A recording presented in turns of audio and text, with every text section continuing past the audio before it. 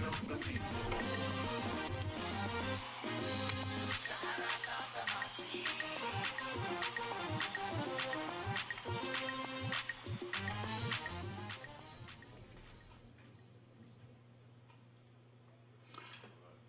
back to Sahara TV. My name is Rudolph Okonkwo. Last Saturday, Nigerians went to the polls in 29 states to elect governors and members of the State House of Assembly.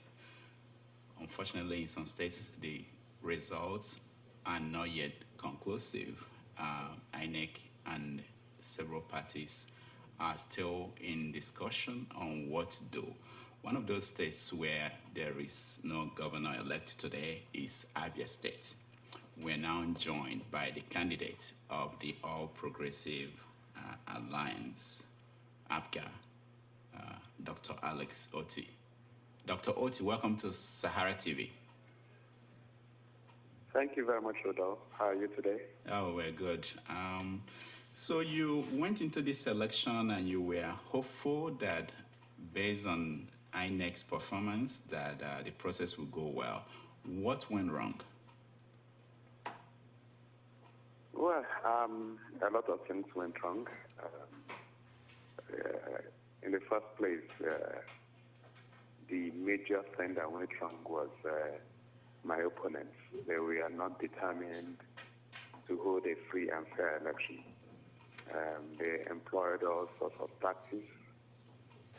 They influenced a lot of electoral officers. They manipulated the process. They ensured that temporary or ad hoc staff of INEC were replaced by card-carrying members of PDP.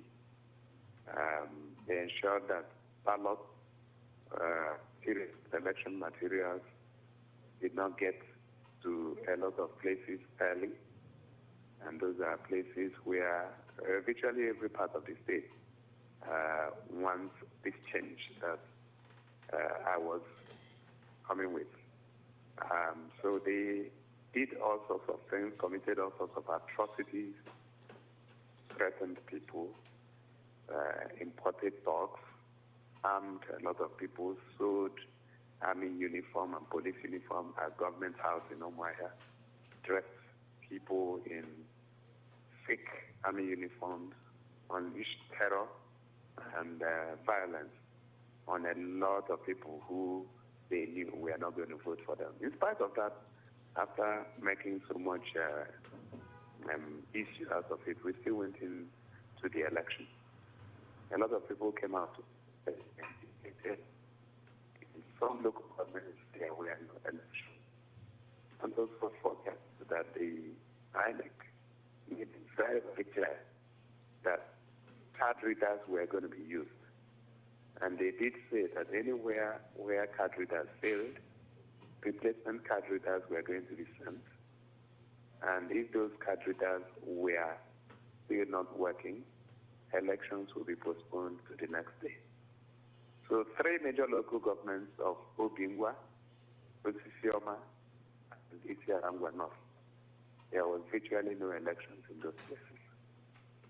PDP threatened people, shot, carried ballot boxes, ballot papers, intimidated people, held down INEC staff from showing up at polling units, and I didn't know that was their joker. We were winning in most parts of the state before Sunday. I think we just had like 5 or 6 local governments to go. And meanwhile, there were both international and local observers.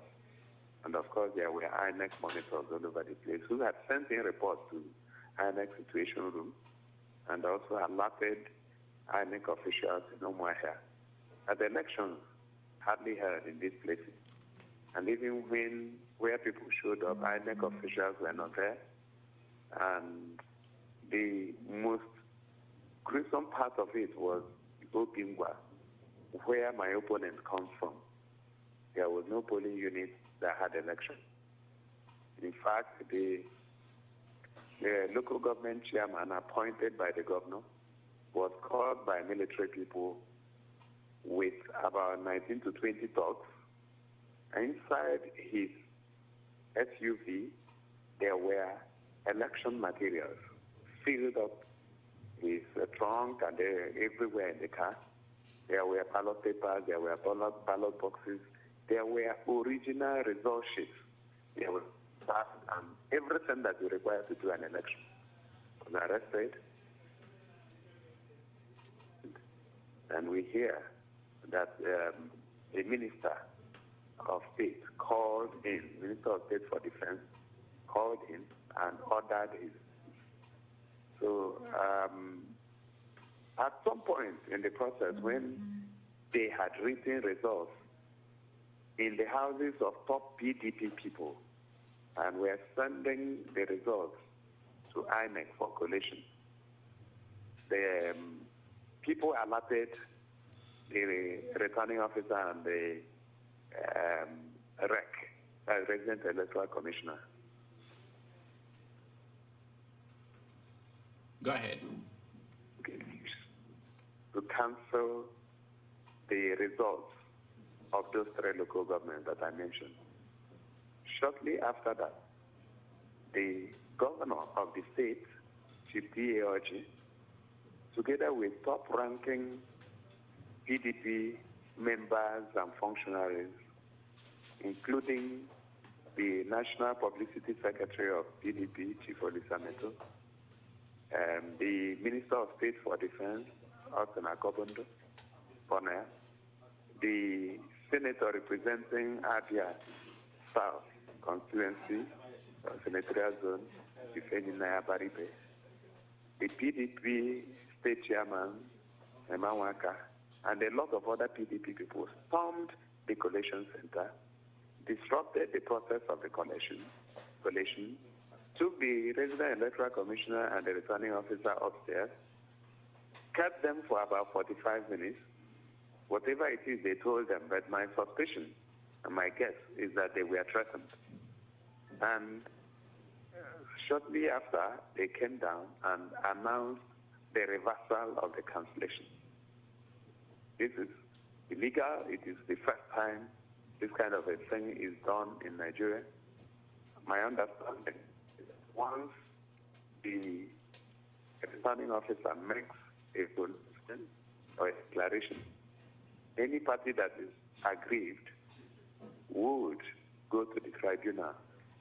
But this is a situation where a sitting governor illegally disrupted the collation process, intimidated the officials of INEC, forced them to reverse themselves, and that was the beginning of the problem.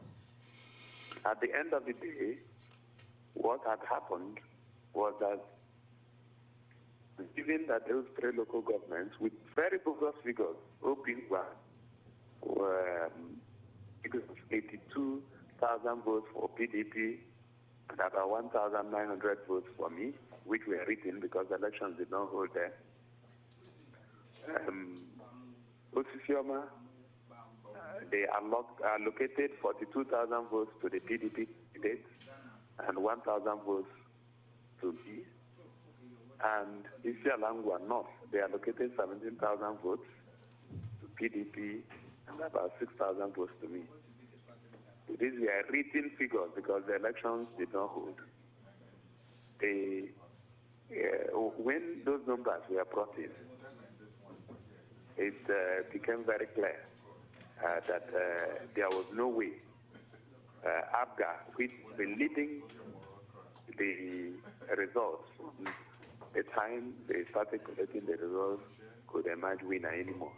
So by the time they finished collation, and of course I must also underscore here that even where I was leading clear, also very good, they decimated the votes, and the total votes that came out of that place was under 30,000. Now the interesting thing is that in this election, if you check the pattern, average voter turnout is somewhere between 25 and 30%. So, about 90,000, returned about 84,000 votes. So what that means is that voter turnout was in excess of 90%, and that is an aberration. My question to PDP is where they got all those numbers. Is it possible that those who did not register showed up to vote? Is it possible they woke up dead to come and vote for them? Of course, we know that votes did not, no voter voted in those local governments. And if you check INEC, you will find that there was no response about card readers, because the card reader is such that by the time you finish accreditation, it updates the server in INEC. And I'm sure that there was very, very unfortunate. All right, Doctor. By the time they finished. Yeah, Dr. Otti, I have to stop you there because I want I'm just Go ahead. I'm just rounding up. Okay, so by the time, by the time they finished, what now happened? The result became inconclusive because there are state polling units where elections did not hold, and INEC returning officer opined that if those votes came in amounting to close to 180,000, then there will be no clear winner. So that's where we are today. So are they going to redo the elections at those identified places and when? Well, we've been given a date of Saturday for some places for the House of Assembly, and I believe that will be Omoahia and Isialangwa South. And then for Gubernatorial, is next Saturday. But our argument is that the rerun should include those 3 cancelled local government areas, because they had already been cancelled, and it will be unacceptable to cancel and reinstate because an outgoing governor was involved in an illegal activity of disrupting conditions. That is undue influence, it's corruption. So we're not in that action. So I believe INEC is looking at it, and I believe that it will come up with a decision. And the right thing to do is to leave those local governments cancelled. But we are happy to go and rerun those local governments, and we are happy to see how PDP will come up with 82,000 votes in Okingwa and 42,000 votes in Osisioma. Now, and there were other support groups who were supporting your argument that there were riggings in Abia. But do you have evidence that you could present in a court of law or in a panel for people to see? Tons and tons of evidence. We do have them. Okay. We do have them. One of the simple rules would be for the polling units where elections are supposed to hold. All the polling unit results that PDP brought are fake, because there were no polling units votes. Now, what about the role of the governor, the current governor? He also ran for the Senate and during the presidential election. Did anything change in terms of how the presidential election was conducted in Abia State and how this last Saturday's election for governor was conducted? A little change, but the governor lost even in his polling unit, and he doctored figures. So I think he's a professional rigger, and we are waiting for him at the tribunal, because we'll remove him at the tribunal. We have original figures that showed that he lost woefully.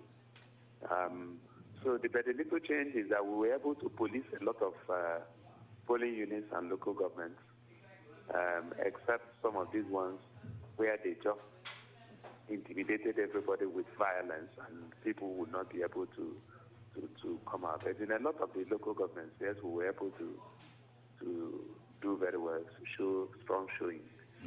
Show strong presence. But there was still massive rigging in there. In fact, if you remember what happened in Abia North, where the returning officer refused to append his signature to a fraudulent result. And INEC had to get one of its officers to announce the result, which is an illegality. It is still a matter in the court of public opinion. People are asking questions. When a returning officer says, I will not announce this result because it is fraudulent, there are a lot of mutilations, they do not adopt. When you look at the result sheets from the polling units and look at what is collated, there is wide discrepancy. I am not going to put my name to it. And then an INEC staff shows up and announces the result. I think it's an illegality, and they should not be allowed to stand. So today there is a stalemate for the Abia North Senatorial seat. Yes, the INEC staff had declared the PDP winner, but it is an illegality, and I'm sure INEC will also be looking at the embarrassment of All right, Dr. Alex Otti, we have to leave it here. We will check with you again and see how things are going in the next few days. Thank you so much for joining us.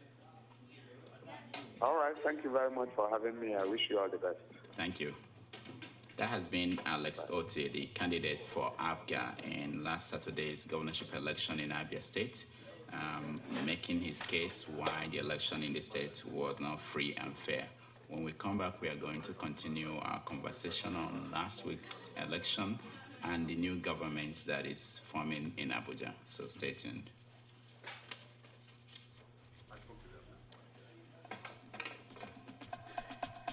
All right.